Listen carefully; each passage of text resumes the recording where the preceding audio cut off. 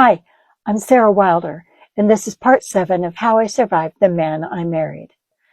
We just finished part 6, where I gave you the 4th reading with my psychic medium Peter from March of 2019.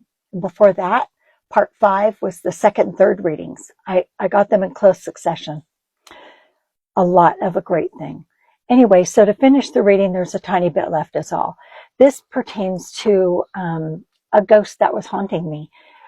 Jim saw her. He can see ghosts, has been able to since before he met me. I cannot see them. So anyway, Jim said several nights in a row he saw this very petite old woman, and she was old-timey. She was from like the late 1800s.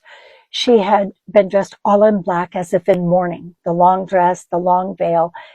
It covered her face, and he also said she turned and kept the right side of her face away from him. He could never see it, but he suspected it was deformed or disfigured.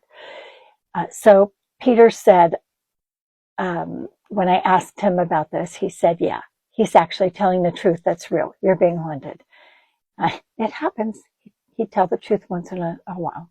So Peter then said that we have to go through my higher self to commune with the spirit because she's not yet crossed over to the white light. She's still haunting the physical world. So my higher self was the go-between. And she said this lady became attached to me after I visited a place, a really, really old building where this woman, it was a shelter for abused women, and this woman died there.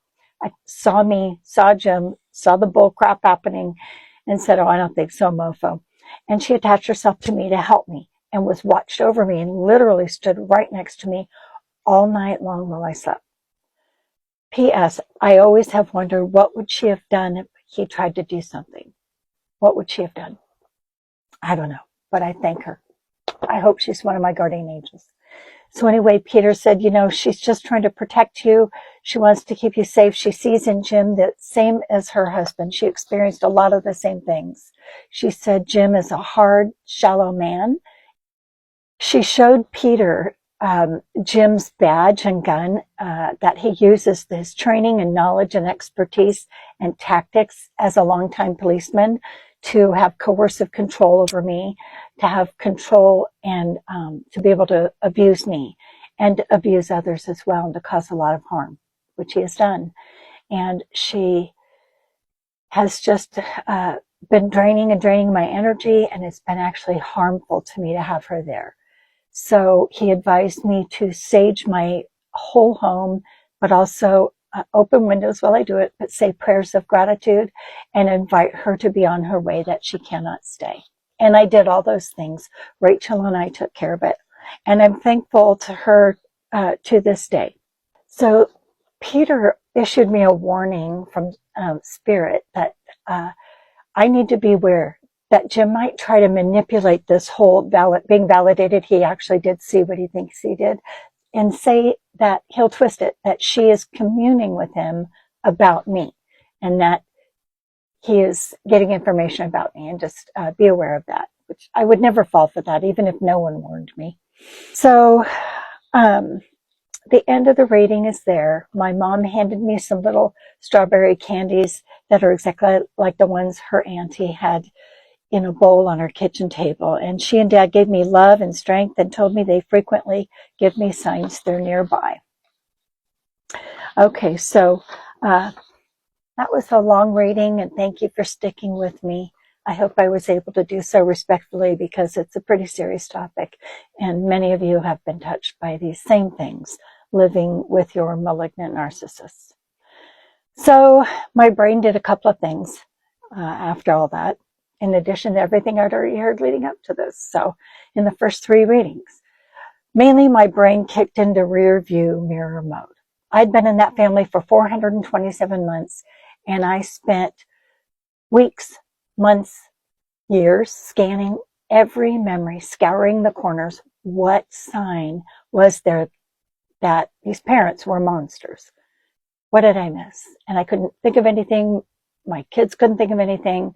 They just expressed a profound discomfort with, and actually a dislike of, Jim's parents.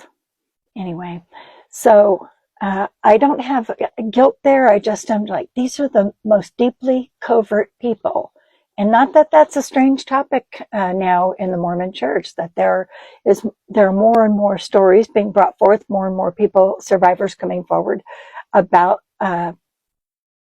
this kind of harm being done to young members of the church in a ritual fashion. And leave it at that, but it's coming more and more to light. And I don't know if that's what happened to Jim. But anyway, after learning about it, I felt sad as a mother and a grandmother. Why wouldn't I? And my little rage-cloaked heart thawed just a little bit. And I decided, I'm gonna at least go to a meeting. I'm still going to head in the direction I'm heading with the realtor and the divorce lawyer, but I want to go to a meeting. So I went to the church with Jim, and we went to a meeting for corn addicts, and they have other addictions that go along with that. And they're in one room, and the partners are in the other. So I go in with the partners. I sit down. Elderly lady handling the meeting hands me some literature to read, to review before I participate, because there are parameters. I read through. I'm just chuckling to myself, but I'm curious. How does it function with these strict parameters that there are keywords, key terms, crucial for literate conversations, coherent conversations on the subject matter, but they're all disallowed. So I observed. My curiosity sated after 10 minutes. I got up and I left. Excused myself politely, left. But not so politely, a very firm grip grabbed my arm before the door shut, and the moderator came out, asked me to stay, compelled me to stay, and then started to give me a hard sell after I'd parted her hand from my body and admonished her sternly. I just told her what was so dumb about her class, and it's ridiculous and futile, and good luck. And I left. Went to the car and watched a Real Housewives episode on my phone. I'm not belittling it. I'm just like, it's not it. What they're doing is not it. So I'm so sorry to all of you that have experienced this kind of circumstance in your partner's background when they're also the abuser. It's really confusing, it's conflicting, and it pulls on each side of your heart. It's horrible. I was having dreams, just as Peter said. I dreamt of snakes and losing teeth, and snakes represent people seeking to do harm, people wanting to attack you and do damage to you. And then losing teeth is about a fear of losing money, that you might be losing money or just you have a fear of it. And we were going through the part of our divorce where major things, that the house was for sale, the trailer was for sale, probably the truck, and our life insurance policies were being canceled. And that was after 30 years. So anyway, that fit. I did keep a very close eye on Jim after that. And P.S., I got to mention evidence. I found the evidence. I found it in the month that Peter said. So Rachel and I were, Jim was at work. Rachel and I were feeling a little bloodthirsty, and we searched the house for evidence. Then we started searching for devices. I was looking for a burner phone, frankly, and I know he had one, but we found a tablet, an old tablet that Jim hadn't used in years, and it was already logged in, social media logged in. We opened up Facebook Messenger, and there was a message. Oh, he deleted the one he sent to a woman, but her reply was still there. So this was 5 years prior to the day we found the tablet. So this message was from 2014. Not long after, a few months after we moved to Reno, Nevada, I was just in the thick of being really sick. It had been a year since I dropped out of school when this message was sent. It was to a woman in his hometown in southeast Idaho. He was going to travel there for a 35th year reunion, and he was going to go stag. I was home busy being sick because he poisoned me, and Munchausen by proxy, bullcrap. And he was going to keep busy, I guess. So the message was this. This woman declined his indecent offer because, she says, she had just reconciled with her husband, and they really wanted to make things work. So it was obviously a booty call he'd sent her. No mystery there. But I did confront him that night, and I even told him I replied to her, and I did. Rachel and I replied to her, and she said, I don't want anything to do with this, man. Leave me alone. My husband and I are still together. I don't want anything to do with Jim or you. I wish you luck. He just blew his top, and all I could do was laugh, bent over at the waist laughter, and I seriously went in my room and shut the door and vaped until I fell asleep. I was drunk with power. God bless all of us who actually have those moments, because we'll die on that hill. It feels so good. Okay, so stay tuned for part 8 when I share what I like to call a series of unfortunate encounters.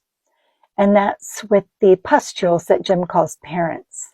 Please remember to like, follow, and share my story to get it one step closer to publication. Ladies, I invite you to step out of the darkness and into your power.